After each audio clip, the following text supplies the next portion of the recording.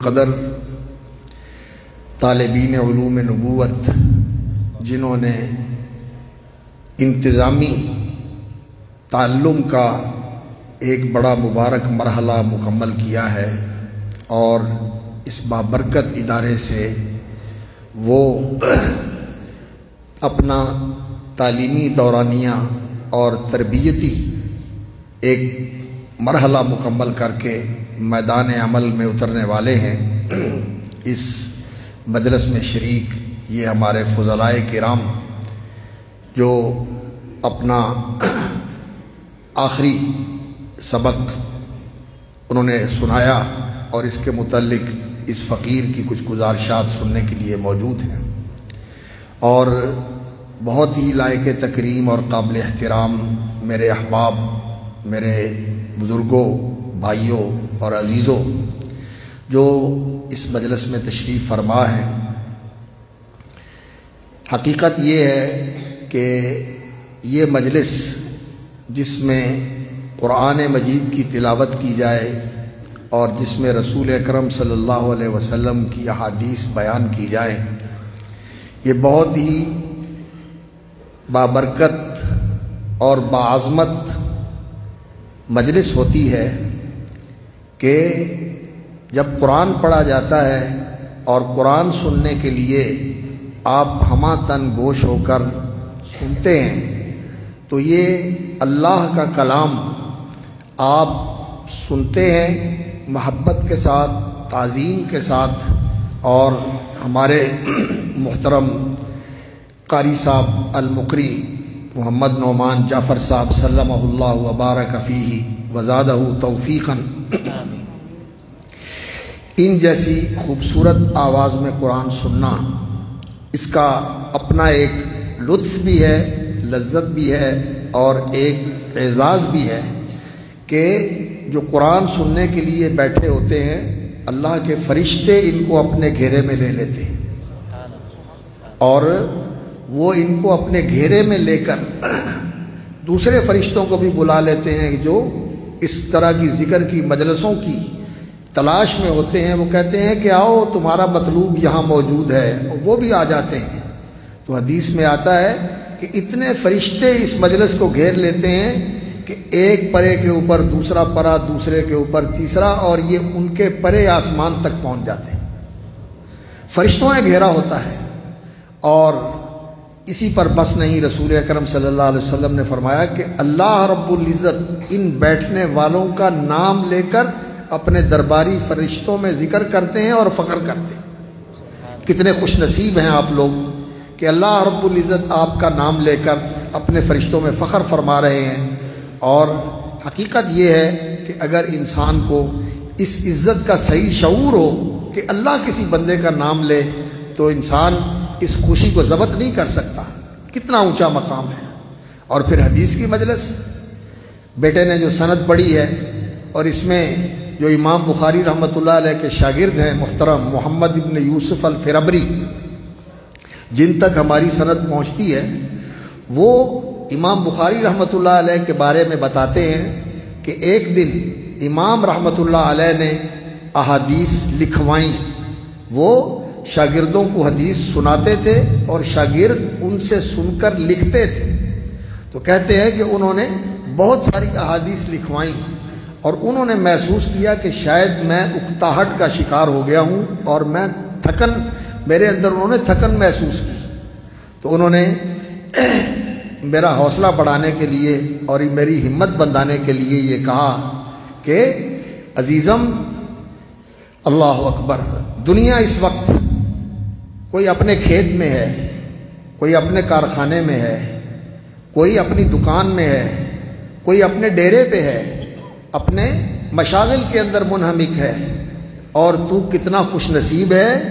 کہ تو حدیث کی مجلس میں ہے، تو اللہ کے رسول صلی اللہ علیہ وسلم اور آپ کے صحابہ کی مجلس میں ہے۔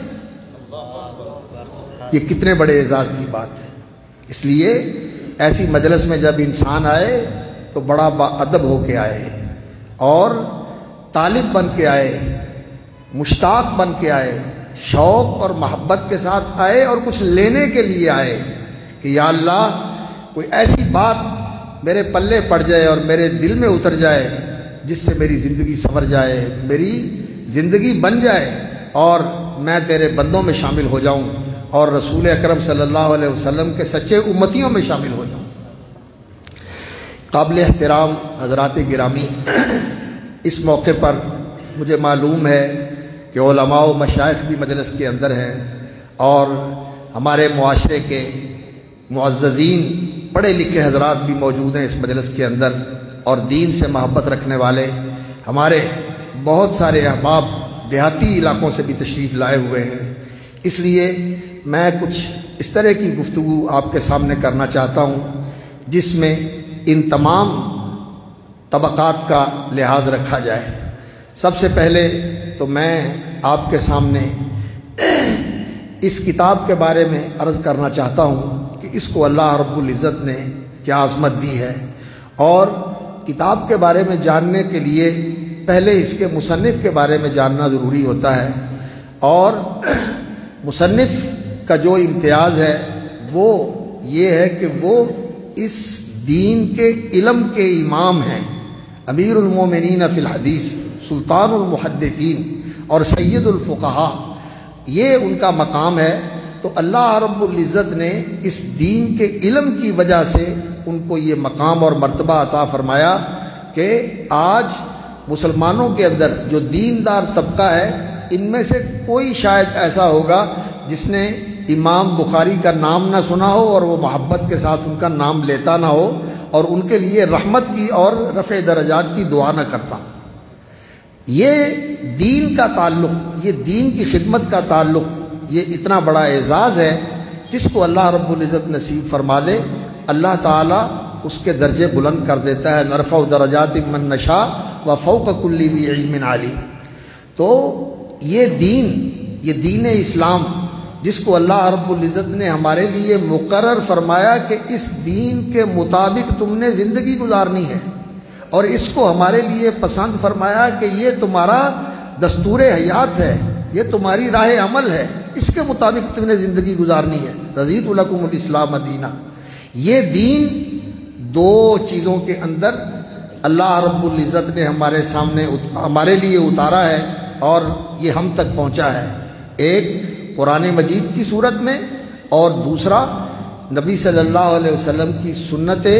مطہرہ اور آپ صلی اللہ علیہ وسلم کی احادیث مبارکہ اور آپ صلی اللہ علیہ وسلم کی سیرت طیبہ کی صورت میں یہ دین ہم تک پہنچا ہے۔ اور یہ دین جو اس امت تک پہنچا، اللہ رب العزت نے اس دین کے لیے جو دو سرچشمے ہیں، قرآن اور حدیث، کتاب اور حکمت، قرآن اور سنت،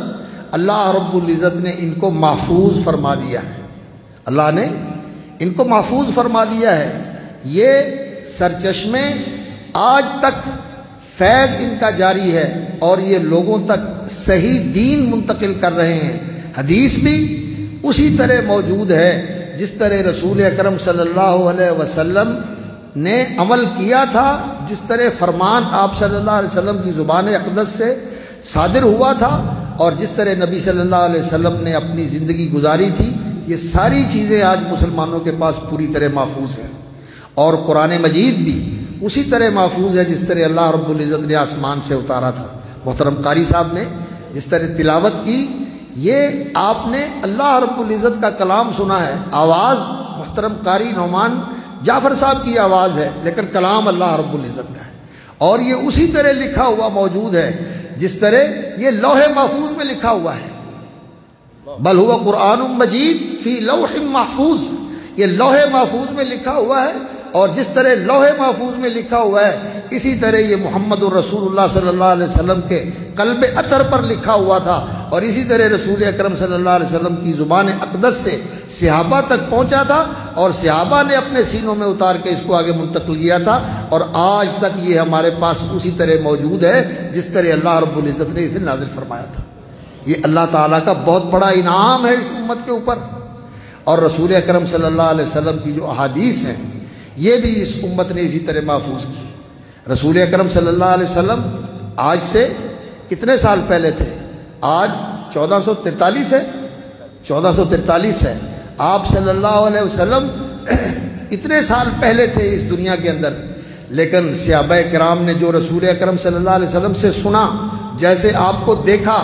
جیسے آپ صلی اللہ علیہ وسلم نے کوئی کام کیا، اس کو انہوں نے محفوظ کر کے امت تک پہنچا دیا۔ اور اللہ رب العزت اس امت کے علماء کو جو رسول اکرم صلی اللہ علیہ وسلم کے وارث ہیں ان کو جزائے خیر عطا فرمائے کہ انہوں نے اسے ضائع نہیں ہونے دیا، اسے مٹنے نہیں دیا، اسے فراموش نہیں ہونے دیا، ان چیزوں کو محفوظ کر کے عمل کے اندر اور علم کے اندر امت کی طرف منتقل کر دیا۔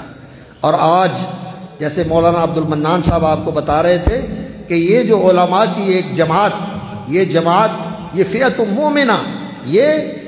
ایمانداروں کی ایک جماعت جو تیار ہو کر میدان عمل میں آ رہی ہے، یہ اس دین کے محافظ ہیں، یہ اس دین کے محافظ ہیں، اس دین کی حفاظت کرنے والے ہیں۔ اور اللہ رب العزت نے اس دین کی حفاظت اپنے انہی بندوں کے ساتھ کی ہے۔ انا نحن نزلنا الذکر و انا لہ لحافظون، اللہ رب العزت نے فرمایا ہم نے قرآن اتارا ہے اور ہم اس کی حفاظت کرنے والے ہیں۔ تو اللہ رب العزت نے اس حفاظت کے لیے ان بندوں کو منتخب فرمایا جنہوں نے قرآن حفظ کیے اور پھر ساری زندگیاں قرآن کی خدمت میں لگا دی، اور جنہوں نے احادیث کو حفظ کیا اور ساری زندگی اس حدیث کی خدمت کے اندر لگا دی، اور ایسے ایسے حافظ قرآن مجید کے کہ اللہ اکبر ایک زبر زیر کا فرق نہیں آنے دیتے، اور ایسے ایسے احادیث کے حافظ کہ دنیا حیران ہوتی ہے کہ کس طرح اللہ رب العزت نے ان کا سینہ کھول دیا، جو ایک دفعہ سن لیا پھر دوبارہ وہ کبھی بھولے نہیں۔ یہ رسول اکرم صلی اللہ علیہ وسلم کی امت کے علماء کا امتیاز ہے، یہ امت کے علماء کا امتیاز ہے۔ یہ حضرات صحابہ میں سے بھی تھے جنہوں نے نبی صلی اللہ علیہ وسلم سے حدیثیں سنی۔ آج بھی جو حدیث ہمارے زیر درس ہے حضرت ابو ہریرہ رضی اللہ تعالیٰ عنہ کی روایت ہے، اور وہ کہتے ہیں کہ ایک دن رسول اکرم صلی اللہ علیہ وسلم نے مجھے فرمایا کہ ابو ہریرہ آؤ اور چادر بچھاؤ، اور نبی صلی اللہ علیہ وسلم کے حکم کے مطابق میں نے چادر بچھائی، اور نبی صلی اللہ علیہ وسلم نے کچھ اس میں پڑھ کے آپ صلی اللہ علیہ وسلم نے دعا فرمائی اور فرمایا یہ چادر اٹھا کے سینے سے لگا لو۔ کہتے ہیں میں نے وہ چادر اٹھا کے سینے سے لگائی تو پھر جو میں نے سنا پھر وہ مجھے بھولا نہیں، فوٹو میموری، یعنی ایسا حافظہ کہ یہ جو آپ ریکارڈ کرتے ہیں یہ تو ڈیلیٹ ہو جاتا ہے، یہ تو ختم ہو جاتا ہے، ختم ہو کے اس کا فیتہ خراب ہو جاتا ہے، لیکن حضرت ابو ہریرہ رضی اللہ تعالیٰ عنہ نے جو یاد کیا پھر بھولے نہیں۔ اور اسی طرح دیگر صحابہ تھے۔ حضرت ابو ہریرہ رضی اللہ تعالیٰ عنہ کی بات آ گئی تو میں آپ کو سناؤں۔ مدینہ کے گورنر تھے مروان، انہوں نے حضرت ابو ہریرہ رضی اللہ تعالیٰ عنہ کو ایک دفعہ بلایا اور ان سے کہا کہ نبی صلی اللہ علیہ وسلم کی کچھ احادیث سنائیں، کچھ احادیث نبی صلی اللہ علیہ وسلم کی سنائیں۔ انہوں نے سنائی اور انہوں نے پردے کے پیچھے اپنے سیکرٹری کاتب کو بٹھا لیا کہ جو سنا رہے ہیں یہ لکھتے جاؤ، یہ لکھتے جاؤ۔ وہ لکھتے گئے تو حضرت ابو ہریرہ رضی اللہ تعالیٰ نے جتنی اللہ رب العزت نے توفیق دی حدیثیں سنائیں، اور اس کے بعد مجلس برخاست ہو گئی۔ تو سال سوا سال کے بعد پھر اس نے حضرت ابو ہریرہ رضی اللہ تعالیٰ عنہ کو بلایا اور کہنے لگا حضرت آپ تشریف لائے تھے، ایک دفعہ میں نے عرض کیا تھا اور آپ نے کچھ حدیثیں سنائی تھی، اگر نوازش فرمائیں تو وہ حدیثیں ہمیں دوبارہ سنا دیں، ذرا اندازہ کیجئے۔ تو حضرت ابو ہریرہ رضی اللہ تعالیٰ عنہ نے جو حدیثیں سنائی تھیں اسی ترتیب کے ساتھ دوبارہ سنا دی۔ یہ اللہ رب العزت نے ان علماء کو امتیاز دیا تھا، محدثین کو، حفاظ حدیث میں جو رئیس الحفاظ ہیں حدیث رسول کے وہ حضرت ابو ہریرہ رضی اللہ تعالیٰ عنہ، دیگر صحابہ بھی اسی طرح کے تھے، اور اس طرح کے لکھنے، اس طرح کے یاد کرنے والے تھے۔ کئی محدثین ایسے ہیں جو کہتے ہیں کہ میں لکھنے کی زحمت گوارا نہیں کرتا، جو سنتا ہوں لکھنے کی ضرورت ہی نہیں ہے، جو میں سنتا ہوں فوراً میرے ذہن میں محفوظ ہو جاتا ہے۔ امام بخاری رحمۃ اللہ علیہ کا جن کی یہ کتاب عزیزوں نے ختم کی ہے اور آپ اس کا آخری سبق جو ہے وہ سننے کے لیے موجود ہیں، امام بخاری رحمۃ اللہ علیہ کی زندگی کا واقعہ ہے کہ وہ اپنے اساتذہ کے پاس، ان کے ساتھی کہتے ہیں کہ ہمارے ساتھ امام بخاری رحمۃ اللہ علیہ پڑھنے کے لیے آئے اور وہ سنتے استاد سے، لکھتے کچھ نہیں تھے۔ ایک دن، 2 دن، 5 دن، 10 دن، 15-20 دن کے بعد ہم نے کہا جوان تم یہاں آئے ہو پڑھنے کے لیے، آ کے بیٹھ جاتے ہو اور ایسے ہی اٹھ کے چلے جاتے ہو، کیوں وقت ضائع کرتے ہو؟ انہوں نے کہا کیسے وقت کیسے ضائع کرتا ہوں، میں جو کچھ سنتا ہوں مجھے یاد ہے۔ انہوں نے کہا لکھتے تو تم ہے کچھ نہیں، کہنے لگے جو تم نے لکھا ہے سناؤ، جو تم نے لکھا ہے سناؤ۔ جو انہوں نے لکھا تھا انہوں نے سنایا اور پیش کیا، کہنے لگے تجھ سے یہ لفظ رہ گیا، تجھ سے یہ لفظ رہ گیا، اور مجھے سارا یاد ہے جو استاد نے سنایا۔ یہ خصوصیت اللہ رب العزت نے ان لوگوں کو عطا فرمائی، اور ان لوگوں کی وجہ سے یہ دین محفوظ ہے۔ اللہ رب العزت کی عطا، اللہ کا فضل، اللہ رب العزت کی عنایت اور اس کی تائید، اللہ رب العزت نے ان لوگوں سے اس دین کو محفوظ کیا، اور اس دین کو آج امت مسلمہ تک اللہ رب العزت نے اسی سلسلے کے اور اسی طریقے کے ساتھ پہنچایا ہے۔ اور جس طرح ہمارا نسب ہوتا ہے کہ ہم آدم کی اولاد ہیں، اور ایک خاندان ہوتا ہے، ننیال کے اور ددیال کے اثرات جو ہیں وہ اگلی نسلوں میں منتقل ہوتے ہیں، ننیال کے اثرات اور ددیال کے اثرات اگلی نسلوں میں منتقل ہوتے ہیں۔ اسی طرح یہ علم بھی ایک ایسی چیز ہے، یہ ورثہ ہے، یہ اثاثہ ہے اور یہ سرمایہ ہے۔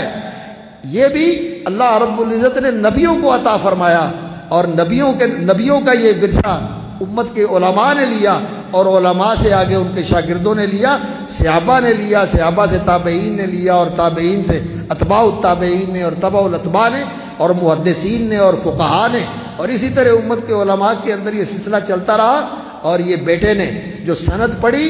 اس نے رسول اللہ صلی اللہ علیہ وسلم تک اپنی پوری سند آپ کو سنائی ہے کہ مجھے فلاں نے پڑھایا۔ جن استادوں کا نام لیا وہ میرے بھی استاد ہیں، حافظ بنیامین صاحب رحمۃ اللہ علیہ۔ حافظ بنیامین صاحب رحمۃ اللہ علیہ میرے بھی استاد تھے، میں نے ان سے حدیث تو نہیں پڑھی، میں نے ان سے اور کتابیں پڑھی ہیں، لیکن حافظ گوندلوی رحمۃ اللہ علیہ ان کے بھی استاد تھے، اور میرے وہ دادا استاد ہیں، وہ میرے دادا استاد ہیں۔ میرے استاد تھے مولانا ثناء اللہ ہوشیار پوری اور حافظ عبداللہ بڈی مالوی رحمۃ اللہ علیہ، ان سے میں نے صحیح مسلم پڑھی اور صحیح بخاری پڑھی، اور انہوں نے حافظ گوندلوی رحمۃ اللہ علیہ سے پڑھی، اور انہوں نے امام عبد الجبار غزنوی رحمۃ اللہ علیہ سے اور حافظ عبد المنان وزیر آبادی رحمۃ اللہ علیہ سے پڑھی، اور انہوں نے شیخ الکل میاں نذیر حسین صاحب رحمۃ اللہ علیہ سے پڑھی۔ اور میری سند جو ہے وہ ایک واسطے کے ساتھ میں نے حضرت مولانا عبدالغفار حسن رحمۃ اللہ علیہ سے سند لی، انہوں نے مجھے اجازت دی، اور انہوں نے حافظ احمد اللہ دہلوی رحمۃ اللہ علیہ سے پڑھا، اور حافظ احمد اللہ دہلوی رحمۃ اللہ علیہ نے شیخ الکل سید نذیر حسین دہلوی رحمۃ اللہ علیہ سے پڑھا۔ تو میں دو واسطوں کے ساتھ مولانا عبدالغفار حسن اور حضرت حافظ احمد اللہ دہلوی، ان دو واسطوں کے ساتھ شیخ الکل حضرت سید نذیر حسین رحمۃ اللہ علیہ تک میری سند پہنچتی ہے۔ تو یہ سند جو ہے یہ ان کے ساتھ جوڑ دیتی ہے، اور یہ جو اتصال ہے یہ ایسے ہی ہے جیسے گرڈ اسٹیشن کے ساتھ اس بطنی کا واسطہ جڑا ہوا ہے، جہاں بجلی پیدا ہو رہی ہے اور وہاں سے پیدا ہو کر جہاں تقسیم ہوتی ہے گرڈ اسٹیشن میں آتی ہے، اور وہاں سے منتقل ہو کر یہاں یہ روشنی دے رہی ہے، اور اگر درمیان میں واسطہ کٹ جائے تو پھر یہاں روشنی نہیں رہے گی۔ اور یہ روشنی جو ہمیں مل رہی ہے یہ روشنی ہے جو ہمارے ظاہر کو روشن کرتی ہے، اور یہ روشنی جو علم کی روشنی ہے اس کو اللہ رب العزت نے نور کہا ہے، وَأَنزَلْنَا إِلَيْكُمْ نُورًا مُبِينًا قَدْ جَاءَكُم مِّنَ اللَّهِ نُورٌ وَكِتَابٌ مُبِينٌ۔ اور اسی نور کی وجہ سے محمد الرسول اللہ صلی اللہ علیہ وسلم نور ہدایت تھے، آپ صلی اللہ علیہ وسلم نور ہدایت تھے۔ اللہ رب العزت نے آپ کے بارے میں قرآن مجید میں یہ فرمایا، اِنَّا أَرْسَلْنَاكَ شَاهِدًا وَمُبَشِّرًا وَنَذِيرًا وَدَاعِيًا إِلَى اللَّهِ بِإِذْنِهِ وَسِرَاجًا مُنِيرًا۔ آپ روشن سورج ہیں، ہدایت کا روشن سورج ہے۔ یہ روشنی نبی صلی اللہ علیہ وسلم سے پہنچتی ہوئی آج آپ تک پہنچ رہی ہے، اور یہ اس ظلمت کدے کے اندر، دنیا کی اس اندھیر نگری کے اندر یہ لوگ ہیں جو یہ دین کی روشنی پھیلا رہے ہیں۔ دین کی روشنی سچی بات ہے، اگر روشنی ہوتی ہے تو اسی دین کے ساتھ روشنی ہوتی ہے۔ اللہ کی معرفت، اللہ کی محبت، اللہ کی بندگی، یہ ہے جو اس معاشرے کو منور کرتی ہے، وگرنہ یہ دنیا اور یہ معاشرہ اندھیر نگری ہے۔ اللہ نور السماوات والارض، آسمان و زمین کا نور کون ہے؟ اسے منور کرنے والا کون ہے؟ اللہ۔ اور اللہ تعالیٰ نے محمد الرسول اللہ صلی اللہ علیہ وسلم کو نور ہدایت اور سراج منیر بنایا، اور نبی صلی اللہ علیہ وسلم نے کیا فرمایا؟ فرمایا کہ یہ جو اس روشنی سے مستفید ہو کر عبادت کرنے والے ہیں، اللہ کی بندگی کرنے والے ہیں، یہ ستاروں کی طرح ہیں، اور ان ستاروں کے اندر یہ جو علماء بیٹھے ہوئے ہیں، یہ فرمایا 14ویں کے چاند کی طرح۔ یہ روشنی کا سلسلہ ہے، یہ روشنی کا سلسلہ ہے۔ اس پر اللہ رب العزت کا شکر ادا کیجئے کہ اللہ رب العزت نے آپ کو یہ نعمت عطا فرمائی ہوئی ہے۔ اللہ نے اس بات پر بھی اللہ رب العزت نے شکر کی تعلیم دی، وَاذْكُرُوا نِعْمَةَ اللَّهِ عَلَيْكُمْ وَمَا أَنزَلَ عَلَيْكُمْ مِنَ الْكِتَابِ وَالْحِكْمَةِ، اللہ کی نعمت کو یاد کرو اور اس نعمت کو یاد کر کے اللہ کا شکر کرو۔ وَاذْكُرُوا نِعْمَةَ اللَّهِ عَلَيْكُمْ وَمَا أَنزَلَ عَلَيْكُمْ مِنَ الْكِتَابِ وَالْحِكْمَةِ، کہ اللہ رب العزت نے تمہارے اوپر کتاب و حکمت نازل فرمائی۔ محمد الرسول اللہ صلی اللہ علیہ وسلم کو اللہ تعالیٰ نے کتاب و حکمت کی تعلیم دی۔ وَأَنزَلَ اللَّهُ عَلَيْكَ الْكِتَابَ وَالْحِكْمَةَ وَعَلَّمَكَ مَا لَمْ تَكُنْ تَعْلَمْ، اور نبی صلی اللہ علیہ وسلم نے صحابہ کو تعلیم دی اور صحابہ نے تابعین کو، اور یہ سلسلہ اسی طرح چلتا ہوا آج ہم تک پہنچا۔ تو یہ اللہ کی نعمت ہے، اور یہ علماء بھی اللہ تعالیٰ کا احسان ہے کہ یہ علماء امت کے اندر موجود ہیں۔ ان علماء کے ساتھ یہ دین زندہ اور قائم ہے۔ یقین جانیے، جہاں علماء اٹھ گئے وہاں علم اٹھ گیا، وہاں علم اٹھ گیا، اور جہاں علم اٹھ گیا وہاں عمل اٹھ گیا۔ عمل بھی نہیں رہتا، علم کے بغیر عمل بھی نہیں ہوتا۔ یہ علم اور عمل جو رسول اکرم صلی اللہ علیہ وسلم دونوں چیزیں لے کر آئے ہیں، وَالَّذِي أَرْسَلَ رَسُولَهُ بِالْهُدَىٰ وَدِينِ الْحَقِّ لِيُظْهِرَهُ عَلَى الدِّينِ كُلِّهِ، رسول اکرم صلی اللہ علیہ وسلم الہدا یہ علم ہے، ودین الحق یہ عمل ہے۔ الہدا ہدایت، ودین الحق اور سچی فرما برداری۔ سچی فرما برداری کیا ہے؟ جو حکم آیا مان لیا، جو سنا اس کو اپنا لیا۔ اللہ کا حکم، اللہ کے رسول صلی اللہ علیہ وسلم کا حکم، اس لیے کہ رسول اکرم صلی اللہ علیہ وسلم دین کے معاملے میں اپنی طرف سے کچھ نہیں کہتے، جو کہتے ہیں اللہ کی طرف سے کہتے ہیں، جو کرتے ہیں وحی کی روشنی میں کرتے ہیں۔ ان اتبع الا ما یوحی الی، میں صرف وحی کی پیروی کرتا ہوں، اور دین کے بارے میں جو کہتے ہیں ما ینطق عن الہوی ان هو الا وحی یوحی، اپنی چاہت اور اپنی مرضی سے نہیں کہتے، اللہ کی وحی سے کہتے ہیں۔ رسول اکرم صلی اللہ علیہ وسلم اللہ کی وحی سے دین کی بات کرتے ہیں، اور یہ جو دین ہے اللہ رب العزت نے اتارا، یہ آج موجود ہے ہمارے اندر۔ یہ اللہ تعالیٰ کا بہت بڑا احسان ہے، اور یہ علماء کے ساتھ موجود ہے، یہ علم بھی اور یہ عمل بھی۔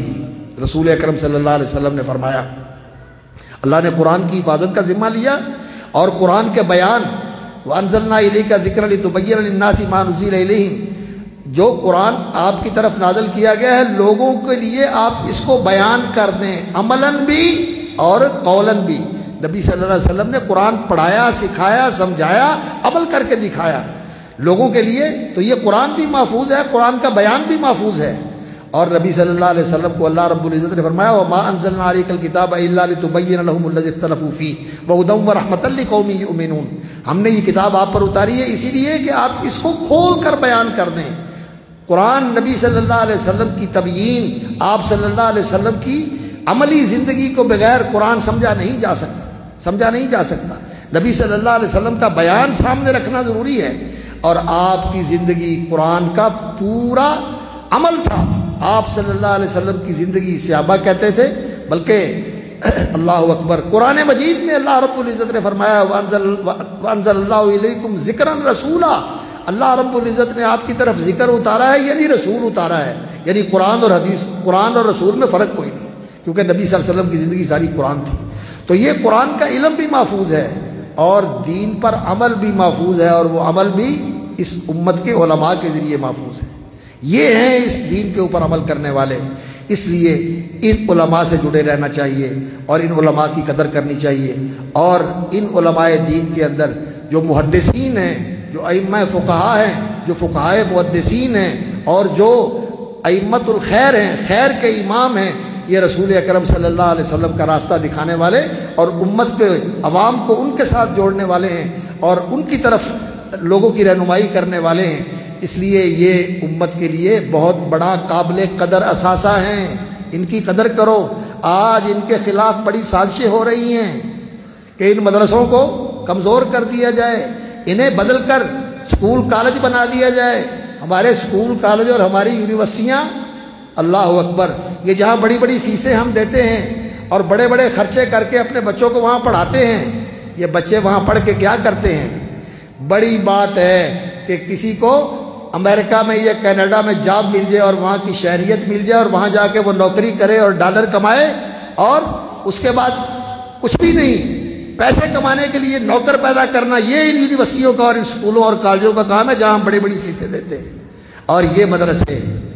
مدرسے اور یہاں پڑھنے والے یہ آپ کو وہ علم پڑھاتے ہیں جس علم کے ساتھ انسان کے اندر صحیح انسانیت آتی ہے. یہ علم اگر انسان کے اندر نہ ہو تو یقین جانیے یہ انسان اولئک کالانعام بل هم اضل، وہ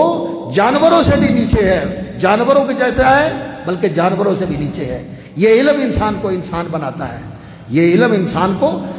بلندیوں تک لے کے جاتا ہے، اور اس علم کے بغیر انسان رددنا اسفل سافلین کا شکار ہو جاتا ہے. تو اس علم کی قدر کرنی چاہیے. تو بات میں کر رہا تھا کہ یہ دین کا علم جس کے بہت بڑے امام بخاری رحمۃ اللہ علیہ ہیں، اور امام بخاری رحمۃ اللہ علیہ اللہ اکبر بڑے خوش نصیب ہیں کہ ماں بھی بڑی نیکوکار تھی اور والد بھی بڑے پرہیزگار تھے. اور ان کی پرہیزگاری کا اندازہ کریں آپ، جب آخری وقت آیا ان کا تو اپنے ساتھی شاگرد بھی تھا اور خادم بھی تھا، اس کو بلا کے کہنے لگے کہ یہ جو مال میں چھوڑ کے جا رہا ہوں اس میں حرام تو کجا رہا، شبے والا بھی ایک درہم نہیں ہے. کتنی بڑی بات ہے. اور امام بخاری رحمۃ اللہ علیہ ان کے فرزند ارجمند تھے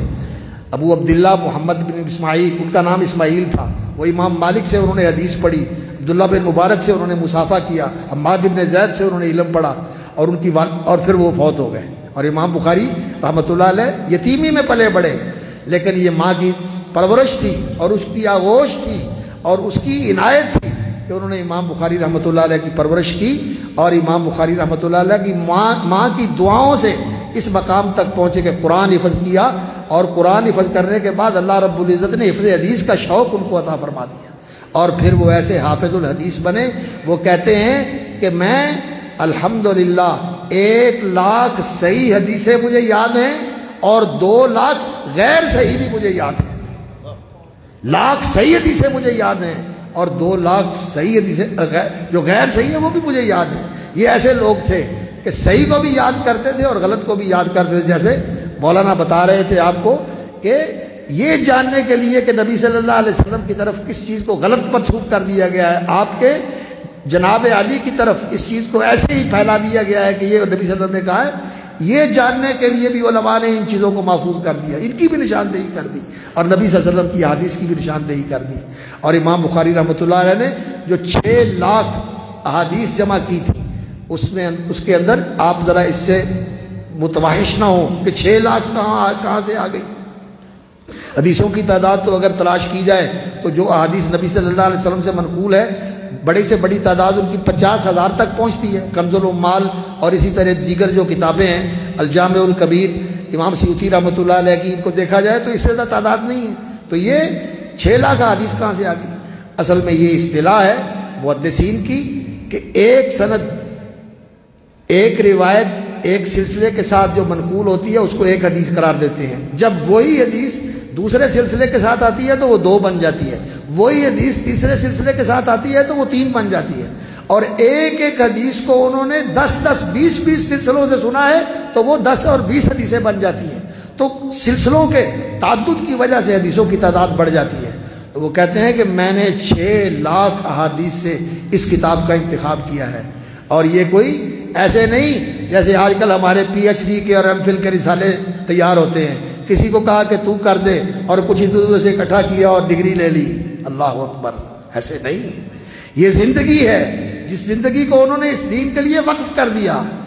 اس کے لیے وقف کر دیا. 16 سال صرف کیے اس کتاب کے لکھنے کے اوپر، 16 سال صرف کیے، 16 سال صرف کیے. 6,00,000 حدیثوں کا ذخیرہ ان کے پاس تھا، اس میں سے اسے انتخاب کیا. اور وہ کہتے ہیں کہ میرا طریقہ یہ ہے کہ میں نے ہر کتاب کو 3 دفعہ لکھا. ہمارے تو لکھنے کا یہ طریقہ ہوتا ہے نا کہ پہلے مواد جمع کیا، علمی لوازمہ جمع کیا، اور اس کے بعد اس کو ترتیب دیا، اور ترتیب دینے کے بعد اس کو پیش کر دیا. لیکن امام بخاری رحمۃ اللہ علیہ کے بارے میں جو محققین ہیں انہوں نے لکھا کہ وہ اس کو پیش کرتے تھے اپنے اساتذہ کے سامنے، اور اساتذہ اگر اس پر کسی چیز پر نقد کرتے اور اس کی اصلاح کے لیے توجہ دلاتے تو اس کی اصلاح کر کے پھر پیش کرتے 3 بار. اور جو لکھا اس کتاب کو، یہ جو امام بخاری رحمۃ اللہ علیہ کی کتاب ہے جس کو یہ شرف حاصل ہے امت کے اتفاق کے ساتھ، جب سے یہ لکھی گئی ہے اس وقت سے لے کر آج تک امت کے علماء یہ بات کہتے ہیں کہ اصح الکتب بعد کتاب اللہ، قرآن کے بعد اگر کوئی صحیح ترین کتاب ہے تو امام بخاری رحمۃ اللہ علیہ کی الجامع الصحیح ہے، اور جب تک کوئی عالم اسے پڑھے نا اسے مستند عالم نہیں سمجھا جاتا۔ لوگ اس کی حدیث پر عمل کریں یا نہ کریں لیکن اسے پڑھتے ضرور ہیں، اسے پڑھتے ضرور ہیں، کیونکہ امام بخاری رحمۃ اللہ علیہ نے اسے میزان بنا دیا ہے، اسے علم کا میزان بنا دیا ہے، صحیح اور غلط کی پہچان کا معیار بنا دیا، ایک سٹینڈرڈ بنا دیا امام بخاری رحمۃ اللہ علیہ سے پڑھنا پڑتا ہے اس کے بغیر، اور اس کے بغیر انسان صحیح عالم نہیں سمجھا جاتا۔ تو خیر امام بخاری رحمۃ اللہ علیہ نے یہ کتاب 16 سال میں لکھی، اور پھر اللہ رب العزت نے اس کو ایسا قبول بخشا کہ جب اس کتاب کا درس دیتے تھے، آپ تو ماشاءاللہ بہت بڑی تعداد کے اندر سارا اندر باہر بھرا ہوا ہے، امام بخاری رحمۃ اللہ علیہ کے درس میں ہزاروں لوگ ہوتے تھے، اور کہتے ہیں کہ جن لوگوں نے باقاعدہ امام بخاری رحمۃ اللہ علیہ سے یہ کتاب سن کے اس کا درس لیا اور اس کی سند لیا، ان کی تعداد 90,000 ہے، 90,000 ان کی تعداد۔ اللہ رب العزت نے اس کتاب کو یہ قبول عطا فرمایا، اور علماء نے جو لکھا ہے اس کے اوپر، جو اس کی خدمتیں کی ہیں، اور اس کے رجال کے اوپر، اس کی احادیث کے اوپر، اس کے مطابعات اور شواہد کے اوپر، اور اس کے جو مسائل ہیں ان کے اوپر، اس کے ابواب کی شرح کے اندر، یہ ایک پوری لائبریری ہے، اہل علم جانتے ہیں۔ اللہ رب العزت نے اس کتاب کو قبولیت عطا فرمائی، اور یہ دین کی وجہ سے ہے کہ اللہ رب العزت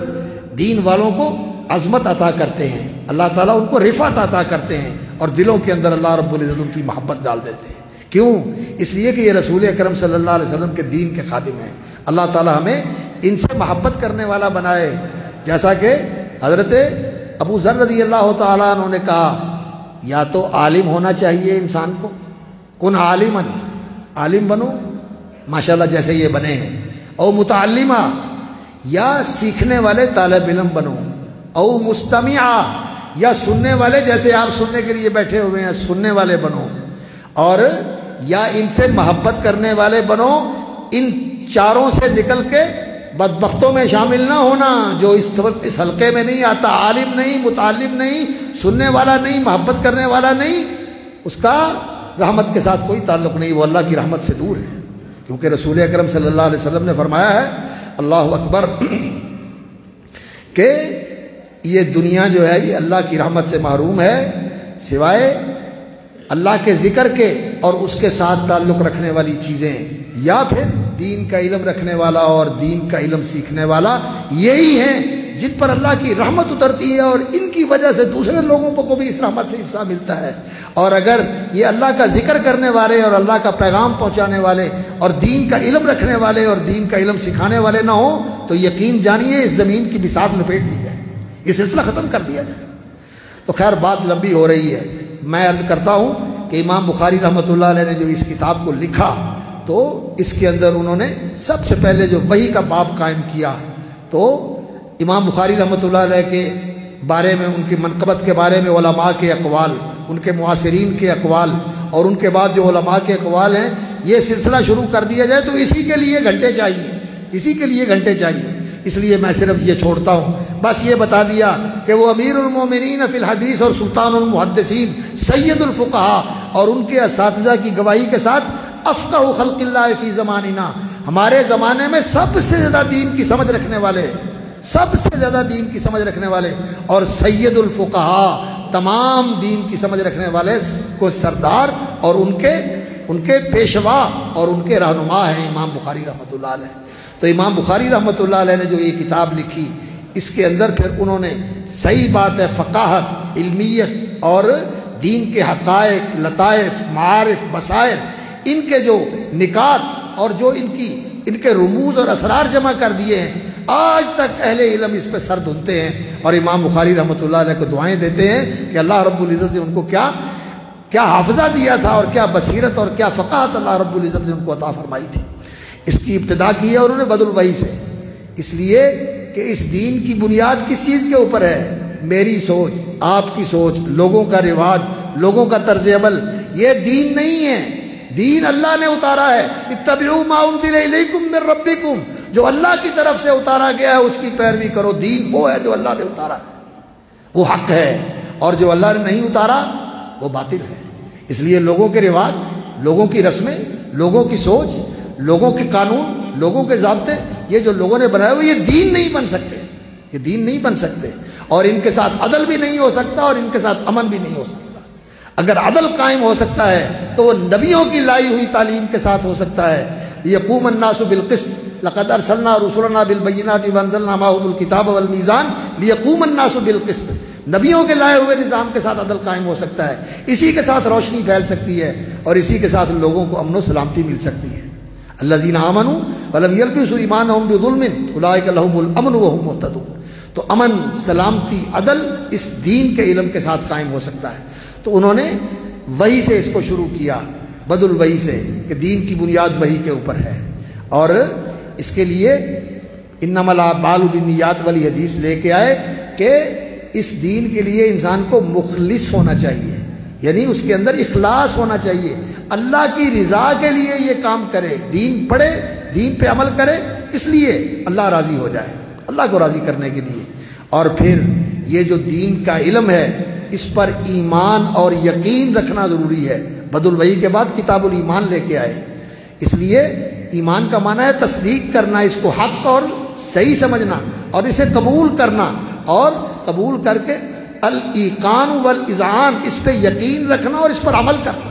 یہ ایمان کی کتاب لے کے آئے، ایمان کے مسائل ذکر کیے، اور پھر جب اس کو مان لیا ہے کہ اللہ کی طرف سے آیا ہے تو برحق ہے، اللہ کے رسول صلی اللہ علیہ وسلم لے کے آئے ہیں تو یہ سچ ہے، تو پھر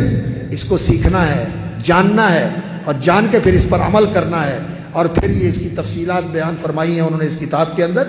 اور یہ سلسلہ کتاب بدل وحی اور اس کے بعد کتاب الایمان، کتاب العلم، اور یہ سلسلہ چلتے چلتے چلتے چلتے 97 کتابیں ہیں، اور بعض نسخوں کے اندر 98 اور بعض کے اندر 100 کتابیں ہیں امام بخاری رحمۃ اللہ علیہ کی اس کتاب کے اندر۔ یہ ایک کتاب نہیں ہے، یہ 100 کتابوں کا مجموعہ ہے، اور ان کتابوں کے اندر جو ابواب ہیں یہ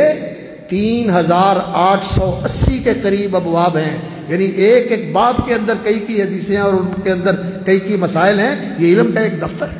اور پھر امام بخاری رحمۃ اللہ علیہ اسی طرح نماز کے مسائل، زکوٰۃ کے مسائل، روزے کے مسائل، حج کے مسائل، عمرے کے مسائل، جہاد کے مسائل، سودے کے مسائل، اور بیوع کے اندر اہل علم یہاں موجود ہیں۔ یقین جانیے جو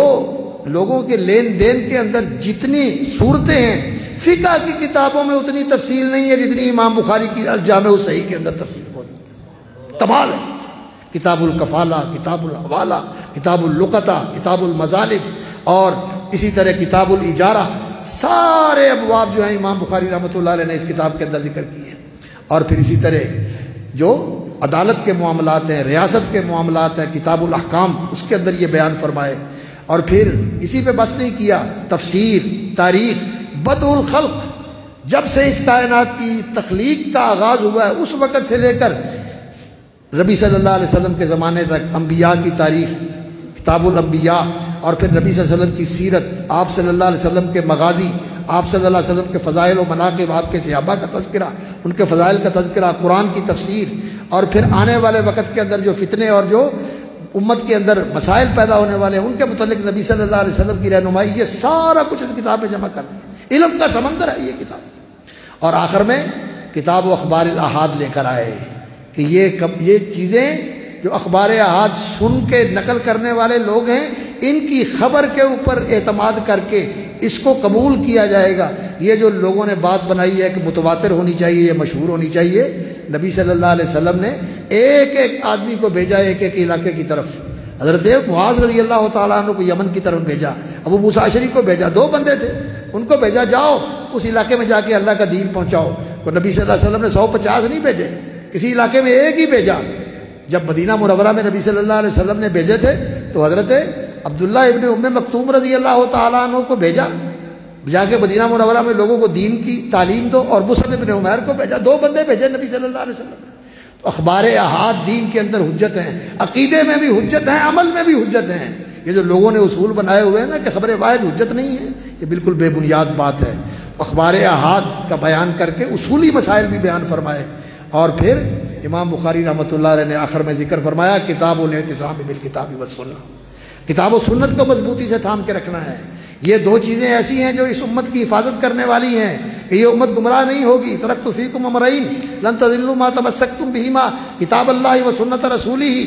اللہ کی کتاب اور اللہ کے رسول صلی اللہ علیہ وسلم کی سنت، موطا کی بھی روایت ہے، مستدرک حاکم کی بھی روایت ہے، یہ دو چیزیں نبی صلی اللہ علیہ وسلم چھوڑ کے گئے ہیں۔ اور اس کے ساتھ امام بخاری رحمۃ اللہ علیہ نے اس کتاب کے اندر اس بات کا اہتمام کیا ہے کہ صرف حدیثیں نقل نہیں کی، صرف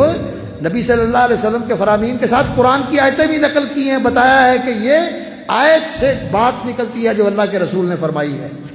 اور اس کے ساتھ صحابہ کے فتوے، تابعین کے فتوے نقل کیے ہیں، اس لیے کہ اس امت کو دین سمجھنے کے لیے صحابہ کا فہم، ان کا دین سمجھنا اور اس پر عمل کرنا، اس کو بھی سامنے رکھنا ہے، اور صحابہ نے جو کیا تابعین نے دیکھا اس کو بھی سامنے رکھنا ہے۔ یہ قرون الخیر کا فہم اور قرون الخیر کا تعامل جو ہے اس کو بھی نظر انداز نہیں کرنا، یہ اہل علم کے لیے ضروری ہے کہ وہ اس کے اندر رہیں، اور اگر اس کو نظر انداز کر کے لوگ صرف حدیث کے متن کو سامنے رکھ کے یا قرآن کی آیت کو سامنے رکھ کے کوئی فیصلہ کریں گے تو وہ راہ راست سے بھٹک سکتے ہیں۔ امام بخاری نے اس کا اہتمام کیا اور آخر میں کتاب التوحید لے کر آئے، اس لیے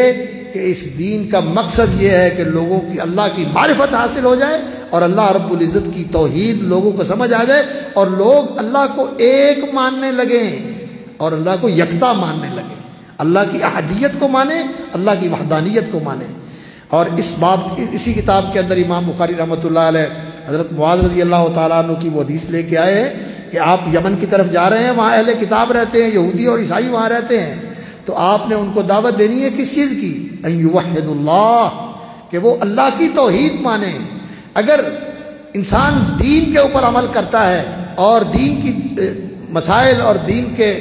اعمال کے اوپر انسان کا التزام ہے لیکن اس کی زندگی میں توحید نہیں، شرک کے ساتھ آلودہ ہے، شرک کے اندر ڈوبا ہوا ہے، تو یقین جانیے سب کچھ برباد ہو جاتا ہے، کیونکہ رسول اللہ صلی اللہ علیہ وسلم کو بھی اللہ رب العزت نے مخاطب کر کے فرمایا، مخاطب انہیں کیا اور سنایا کس کو؟ آپ کی امت کو، اور 18 نبیوں کا ذکر کیا سورۃ الانعام کے اندر، اور اللہ رب العزت نے بتایا کہ اگر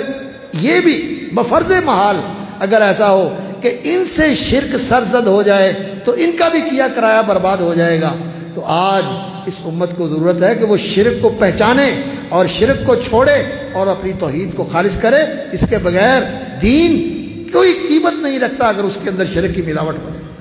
اور اسی طرح یہ دین خالص ہونا چاہیے، یہ سنت کے مطابق ہونا چاہیے۔ اگر بدعت کی آمیزش ہو جائے، نبی صلی اللہ علیہ وسلم کا طریقہ چھوٹ جائے، نبی صلی اللہ علیہ وسلم کی سنت سے ہٹ جائیں، تو نبی صلی اللہ علیہ وسلم نے فرمایا پھر وہ دین نہیں رہتا، وہ مردود ہو جاتا ہے۔ من عمل عملا لیس علیہ امرنا فہو رد۔ اعتصام بالکتاب و سنہ کے اندر یہی چیز بتائی گئی ہے کہ دین کے اندر توحید ضروری ہے اور دین کے اندر نبی صلی اللہ علیہ وسلم کی سنت کا اتباع ضروری ہے۔ اور آخر میں امام بخاری رحمۃ اللہ علیہ نے اس کتاب کا جو اختتام فرمایا ہے وہ باب قول اللہ تعالی ونضع الموازین القسط لیوم القیامہ، اس باب پر فرمایا ہے، اس لیے کہ انسان جب پیدا ہوتا ہے، زندگی گزارتا ہے، تو سب سے آخری مرحلہ کیا ہوگا؟ اللہ کی بارگاہ میں پیش ہو کر انسان کی ساری زندگی کا کیا ہوا عمل تولا جائے گا۔ آخری مرحلہ مکلف کی زندگی کا وزن اعمال ہے، تو وزن اعمال پر اس کتاب کو ختم فرمایا۔ باب قول اللہ تعالی ونضع الموازین القسط لیوم القیامہ وان اعمال بنی آدم وقولهم یوزن، بندوں کے عمل بھی تولے جائیں گے اور ان کے قول بھی تولے جائیں گے۔ انسان ہمیشہ اپنی محدود عقل کے ساتھ سوچتا ہے، آج تو انسان نے اللہ اکبر اتنی ترقی کر لی، اتنی ترقی کر لی کہ وہ کسی چیز کو جب چھوٹا کرتا ہے تو اتنا چھوٹا کر دیتا ہے، اتنا چھوٹا کر دیتا ہے، یہ جو دھاگا ہوتا ہے نا، دھاگا جس کے ساتھ ہم کپڑا بنتے ہیں، اس دھاگے کو ایک ٹیکنالوجی ہے، اس ٹیکنالوجی کے اندر ایک دھاگے کو اتنا چھوٹا کیا جا سکتا ہے کہ اس کا 100 1000 لاکھ کروڑ نہیں ارب حصہ بنا دیتے ہیں۔ انسان کے پاس آج یہ ٹیکنالوجی اور یہ صلاحیت ہے، اتنا چھوٹا اس کو کر دیا جاتا ہے، اور انسان کی آواز کو محفوظ کر لیا جاتا ہے، انسان کی تصویر کو محفوظ کر لیا جاتا ہے، اور انسان کن کن چیزوں کا وزن کر لیتا ہے، بڑی بڑی وزنی چیزیں بھی تول لیتا ہے اور بڑی بڑی چھوٹی چیزیں بھی تول لیتا ہے۔ آپ ایک کاغذ رکھیں اور اس کاغذ کے اوپر باریک پینسل کے ساتھ ایسے کر کے نشان لگا دیں، جب اس ترازو کے اوپر اس کاغذ کو پینسل کا نشان لگنے کے بعد تولا جائے گا تو پہلے کا وزن بھی بتا دے گا، اور اس پینسل کے نشان سے جو اس کے اندر اضافہ ہو گیا وہ وزن بتا دے گا۔ یہ تو انسان کا کام ہے، انسان نے اتنے باریک پیمانے تیار کر لیے، اور اللہ رب العزت نے تولنا ہے میری آواز کو، میرے قول کو، اور میرے وزن اور میرے عمل کو۔ اللہ رب العزت کے لیے کیا مشکل ہے۔ یہ انسان جس ماحول میں ہوتا ہے، دیہاتی ماحول میں ہوتا ہے تو وہ کہتا ہے یہ کیسے ہو سکتا ہے، شہری ماحول میں ہوتا ہے تو وہ کہتا ہے یہ کیسے ہو سکتا ہے، لیکن جو علمی ماحول کے اندر، سائنسی ماحول کے اندر ہے، وہ دیکھتے ہیں کہ بہت کچھ ہو رہا ہے، بہت کچھ ہو رہا ہے۔ اور اللہ رب العزت نے جو کہہ دیا ہے، بس جب اللہ نے کہہ دیا تو یہ برحق ہے، جو اللہ کی طرف سے آیا، انت الحق ووعدک الحق وقولک حق، اللہ تو حق، اللہ تیرے وعدے حق، اللہ تیرا فرمان برحق، اس میں غلطی کا امکان کوئی نہیں۔ تو بندے کا وزن کیا جائے گا، عمل کا بھی، عمل اللہ رب العزت نے تولنا ہے۔ اور رسول اکرم صلی اللہ علیہ وسلم نے فرمایا کہ ترازو کے اندر جو رکھی جانے والی چیزیں ہیں، ان میں جو بہت وزنی چیز ہے وہ کیا ہے؟ انسان کا اچھا اخلاق۔ ما من شیء یوضع فی المیزان یوم القیامت اثقل من خلق حسن، خلق، آپ کا برتاؤ، سلوک، لوگوں کے ساتھ آپ کا رویہ، آپ کا ملنا برتنا، یہ جو آپ کا عمل ہے اس کو تولا جائے گا ترازو کے اندر، اور یہ بہت بھاری ثابت ہوگا۔ تو نبی صلی اللہ علیہ وسلم نے یہ بتایا کہ یہ بڑی بھاری چیز ہے۔ اور اسی طرح اللہ اکبر، یہ جو کلمہ ہم پڑھتے ہیں لا الہ الا اللہ، حضرت نوح علیہ الصلوۃ والسلام کی وصیت ہے، اور انہوں نے اپنے بیٹے کو وصیت فرمائی تھی، اور اپنے دو بیٹوں کو وصیت فرمائی تھی، اور کہا تھا کہ دو باتوں کی تمہیں وصیت کرتا ہوں، ایک لا الہ الا اللہ پڑھنا، اور دوسرا سبحان اللہ و بحمدہ پڑھنا۔ اور لا الہ الا اللہ کے بارے میں بتایا کہ لا الہ الا اللہ اتنا وزنی کلمہ ہے، یہ ساتوں آسمان اور ساتوں زمینیں ایک پلڑے میں رکھ دی جائیں، اور یہ لا الہ الا اللہ ایک پلڑے میں رکھ دیا جائے، لا الہ الا اللہ بھاری ہے، کلمہ بھاری ہے۔ تو ان اعمال کا وزن ہے، اقوال کا وزن ہے، اعمال کا وزن ہے۔ وَأَنَّ أَعْمَالَ بَنِي آدَمَ وَقَوْلَهُمْ يُوزَنُ، اور یہ جو ہمارے علمی حلقوں کے اندر، درسی مجلسوں کے اندر جو مسائل ہوتے ہیں، جو مباحث ہوتے ہیں، ترکیب کے، اعراب کے، تقدیم اور تاخیر کے، بلاغت کے، اس مجلس میں وہ کرنے ٹائم بھی نہیں ہے، اور ذرا آپ لوگوں کے لیے تھوڑے سے بوجھل بن جاتے ہیں، اس لیے کہ بزم میں اہل نظر بھی ہیں، تماشائی بھی ہیں، تو سب کا لحاظ کرنا ہوتا ہے، اس لیے میں ان کی طرف نہیں آیا، صرف موٹی موٹی بات میں آپ کے سامنے رکھ رہا ہوں۔ وَأَنَّ أَعْمَالَ بَنِي آدَمَ وَقَوْلَهُمْ يُوزَنُ وَقَالَ مُجَاہِدٌ الْقِسْطَاسُ وَالْعَدْلُ بِالرُّومِيَّہ، اللہ رب العزت نے قرآن مجید میں فرمایا ہے وَزِنُوا بِالْقِسْطَاسِ الْمُسْتَقِيمِ، تو میزان، اس کے مترادف دوسرا لفظ قرآن مجید میں قسطاس استعمال ہوا ہے، اور یہ آخر میں سین کی بجائے را کے ساتھ بھی استعمال ہوتا ہے، قسطار اور قسطار بھی پڑھا جاتا ہے۔ تو قسطاس جو ہے میزان کو کہتے ہیں، اور امام مجاہد جو بہت بڑے مجاہد ابن جبر تابعی ہیں اور قرآن کے مفسر اور حضرت عبداللہ ابن عباس کے شاگردوں میں شمار ہوتے ہیں، وہ کہتے ہیں کہ قسطاس سے مراد ہے عدل، القسطاس العدل بالرومیہ، رومی زبان میں ہے، رومی لاطینی زبان، یونانی رومی، اس کی اصل جو ہے وہ لاطینی ہے، اور یہ یورپ کی جتنی زبانیں ہیں، مشرقی یورپ ہو یا مغربی یورپ ہو، ان ساری زبانوں کی اصل ماں جو ہے وہ لاطینی زبان، اس کے اندر قسطاس کا لفظ جو ہے یہ عدل کے معنی میں استعمال ہوتا ہے، اور انگریزی کے اندر بھی یہ لفظ موجود ہے، قسطس، جسٹس، جسٹیفائی کرنا، عدل کرنا، انصاف کرنا، یہ لفظ استعمال ہوتا ہے۔ وہ کہتے ہیں یہ عدل کے معنی میں استعمال ہوتا ہے، القسطاس والعدل بالرومیہ۔ اور وَيُقَالُ وَالْقِسْطُ مصدر المقسط، قسط جو ہے یہ مقسط کا لفظ، مقسط کا ماخذ ہے، یہ اس کا اس میں مصدر ہے مقسط سے، مقسط کا معنی ہوتا ہے عدل کرنے والا، ان اللہ یحب المقسطین، قرآن میں اللہ رب العزت نے فرمایا وَأَقْسِطُوا، اور عدل کرو، ان اللہ یحب المقسطین۔ اور اسی قاف سین طوا کے ساتھ یہ لفظ، یعنی قاف پر زبر پڑھیں تو قسط بن جاتا ہے، اور قاف پر زیر پڑھیں تو قسط بن جاتا ہے، اور معنی بدل جاتا ہے۔ اس لیے قرآن کے پڑھنے میں انسان کو بہت محتاط ہونا چاہیے، زبر زیر سے معنی بدل جاتا ہے۔ قسط اگر کاف کے کسرے کے ساتھ، زیر کے ساتھ پڑھیں تو اس کا معنی عدل ہے، اور اگر زبر کے ساتھ پڑھیں گے تو اس کا معنی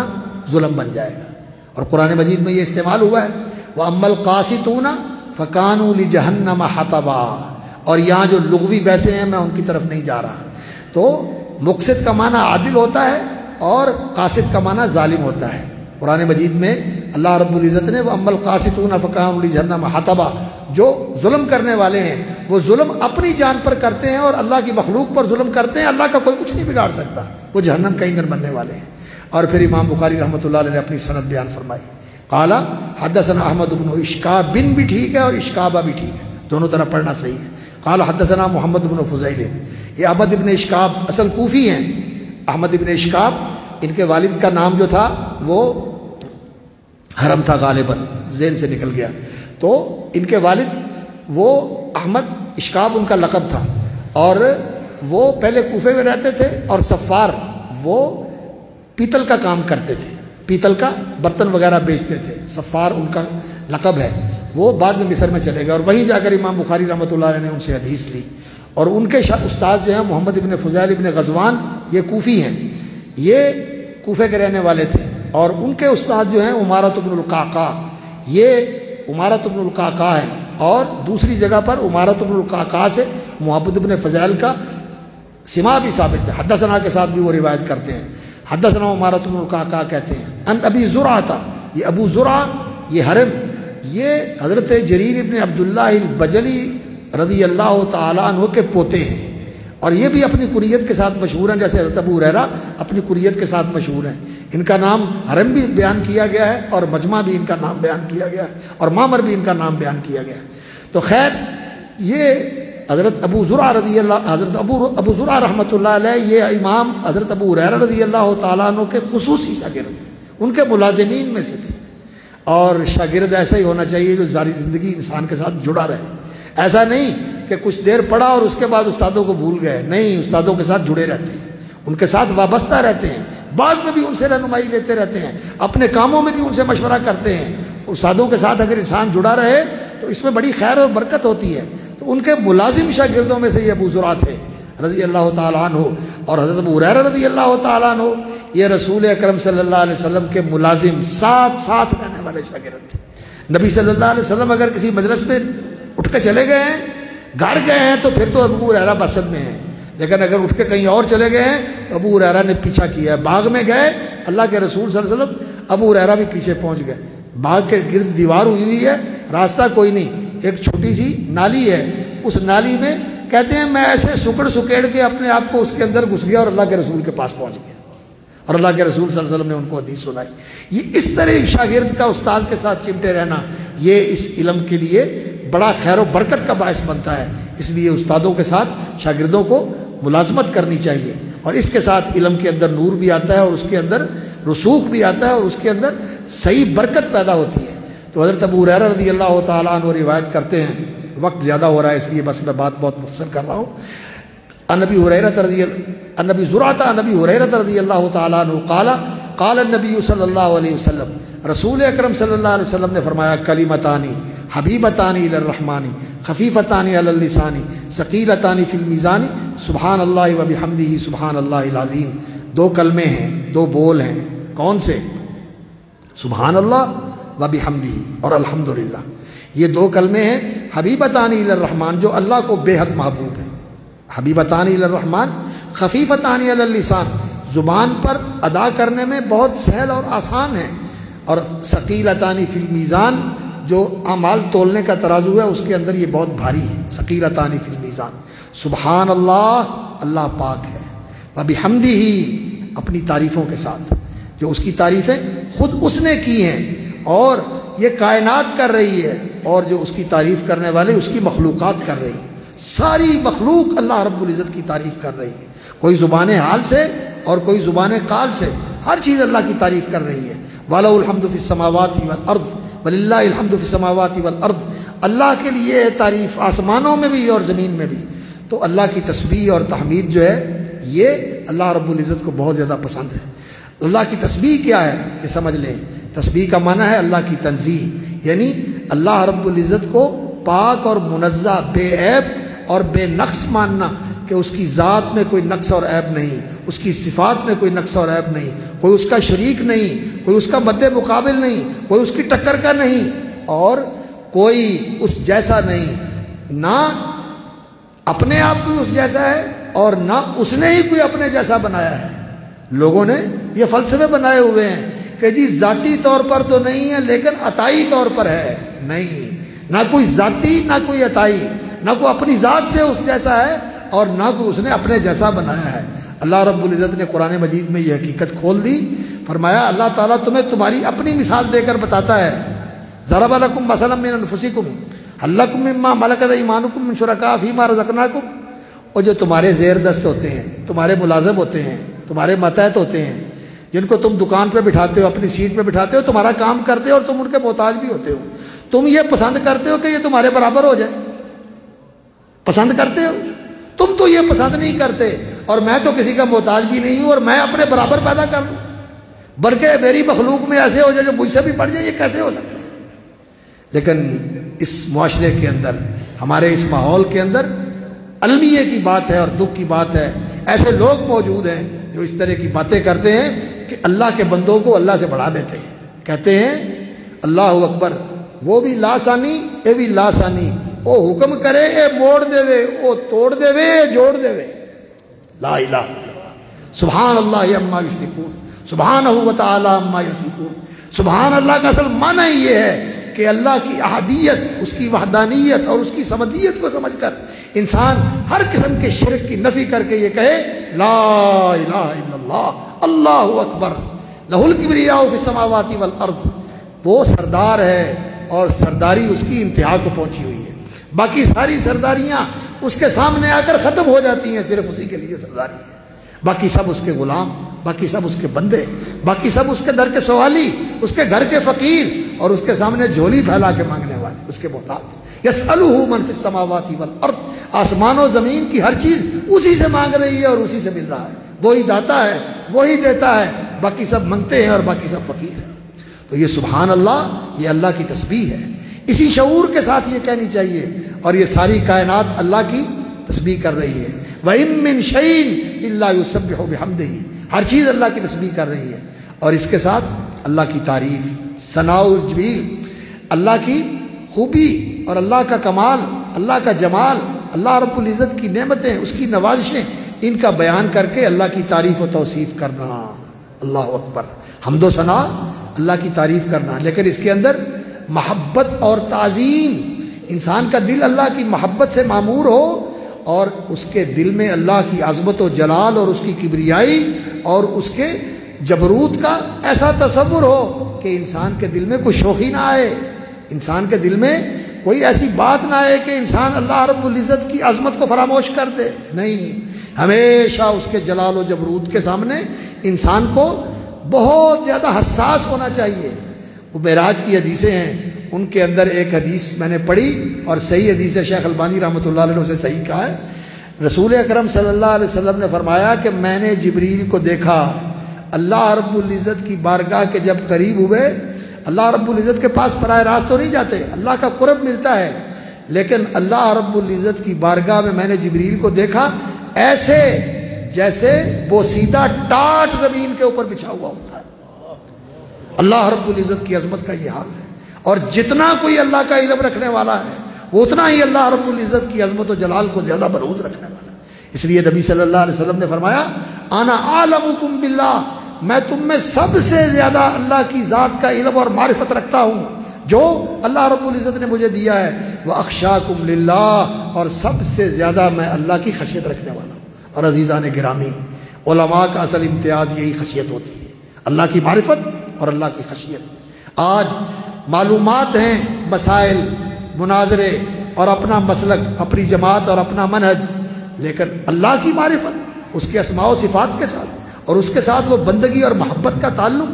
محبت کا اور خوف و رجا کا اور توکل و انابت کا اور اخبات کا اور تسلیم و رضا کا اور شکر و وفا کا، یہ جو اعمال قلبیہ ہیں یہ کمزور پڑ گئے، یہ کمزور پڑ گئے، اسی لیے علم میں برکت نہیں رہی، اس لیے ماحول میں وہ تاثیر نہیں رہی،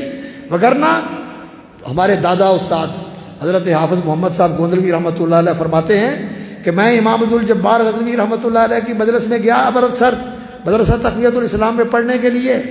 اور وہاں جو روحانیت کا میں نے ماحول دیکھا، کہتے ہیں کہ میں نے 8 دن وہاں گزارے، اور جو میرے اوپر روحانیت کا اثر تھا،